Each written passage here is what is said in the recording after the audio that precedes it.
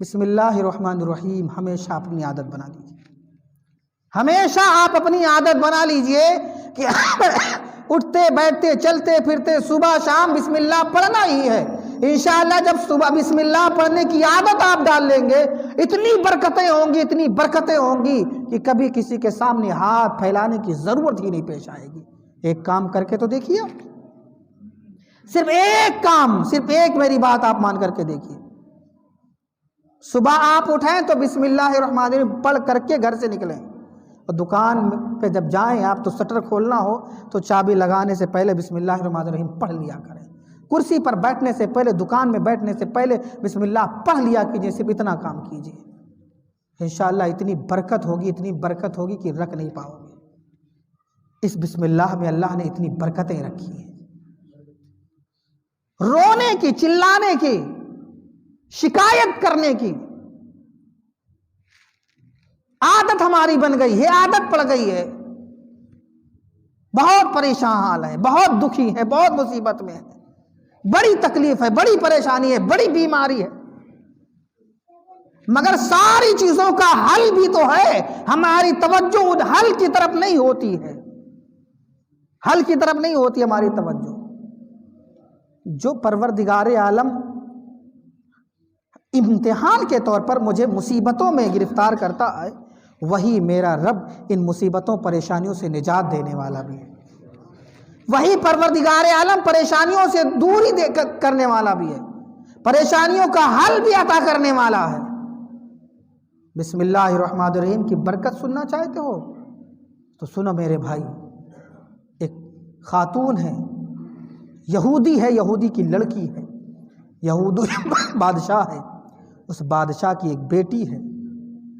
کسی عالم کے پاس وہ اکثر بیٹھا کرتی تھی، مسلمانوں کی محفلوں میں جانا اس کی عادتیں بن گئی تھی، کسی عالم کے پاس آنا جانا بیٹھنا اس کی عادت بن گئی تھی۔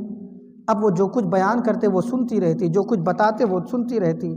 دھیرے دھیرے اس کے دل میں اتنی محبت پیدا ہو گئی، اتنی محبت پیدا ہو گئی کہ بسم اللہ الرحمن الرحیم کی فضیلت عالم صاحب نے بتائی تھی، تو بسم اللہ سے بڑی محبت ہو گئی، اور صبح شام دوپہر اٹھتے بیٹھتے چلتے پھرتے سوتے جاگتے ہر وقت اس نے بسم اللہ الرحمن الرحیم پڑھنے کو اپنی عادت بنا لی۔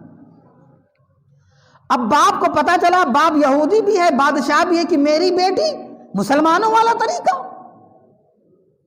منع کیا، نہیں مانی، ڈانٹا پھٹکارا، نہیں مانی، دھمکی دی، مگر وہ اپنے طریقے پر برقرار ہے۔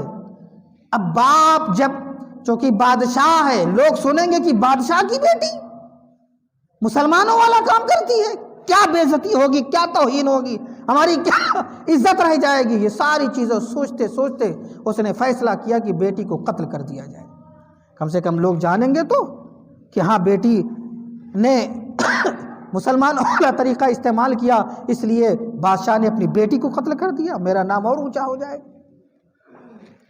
اب لیکن کسی کو بھی قتل کرنے کے لیے کوئی بہانہ چاہیے نا، اس زمانے والا تو نہیں کہ بس ایسے بلا وجہ کسی کو مار دو، اس زمانے کا طریقہ تھا۔ اب اس نے بہانہ تلاش کرنے کے لیے اپنی بیٹی کو ایک انگوٹھی دے دیا سونے کی کہ اسے رکھ لو اپنے پاس۔ اب بیٹی نے وہ انگوٹھی رکھ لی، رکھنے کے بعد اب لے تو لیا لیکن بسم اللہ پڑھ کر کے لیا، اور بسم اللہ پڑھنے کے بعد الماری پہ رکھ دیا۔ اب باپ چپکے سے دیکھ رہا ہے کہ یہ انگوٹھی رکھ کہاں رہی ہے۔ جب وہ لڑکی وہاں سے چلی گئی، فوراً اس نے وہ انگوٹھی اٹھائی، اور انگوٹھی اٹھانے کے بعد اسے دریا میں پھینک دیا، ندی میں پھینک دیا۔ اب ندی میں پھینکنے کا مطلب یہ ہوا کہ بھئی اب اس کو انگوٹھی ملے گی ہی نہیں، ہم صبح اس سے مانگیں گے، جب نہیں دے پائے گی تو یہی ایک بہانہ ہو جائے گا کہ میری بیٹی چور ہے، انگوٹھی چوری کر رہی ہے، اس نے کسی کو دے دیا یا غائب کر دیا یا کیسے بھی، اور اسی بہانے سے اسے قتل کر دیں گے، یہ منصوبہ تھا۔ مگر جسے اللہ تعالیٰ زندہ سلامت رکھنا چاہے اسے کون مار سکتا ہے؟ یہ انگوٹھی جا کر کے اس نے دریا میں پھینکا، ادھر ایک مچھلی تھی، اس انگوٹھی کو اس نے نگل لیا۔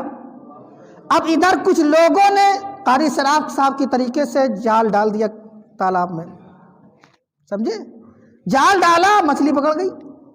اب جب مچھلی پکڑ گئی تو کسی نے سوچا ایسا ہے کہ چلو آج بادشاہ کو مچھلی دے دیتے ہیں، بہت دن ہو گئے نہیں دیے ہیں، بادشاہ کو اگر گفٹ دے دیا جائے، تحفہ دے دیا جائے، ہدیہ دے دیا جائے تو بادشاہ خوش ہوتا ہے۔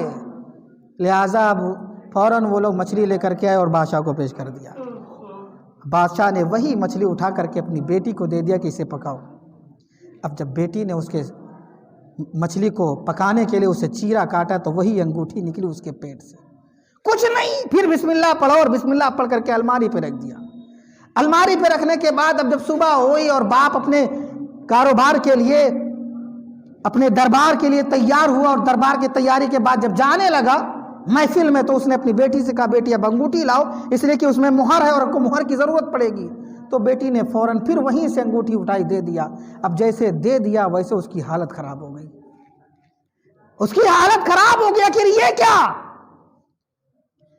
چلا تو گیا مگر دن بھر دل نہیں لگا، حکومت کے کام دھندے میں اس کا دل نہیں لگا۔ شام کو جلدی سے واپس آیا، بیٹی کو بلایا، کہا بیٹی یہ بتاؤ انگوٹھی کہاں تھی؟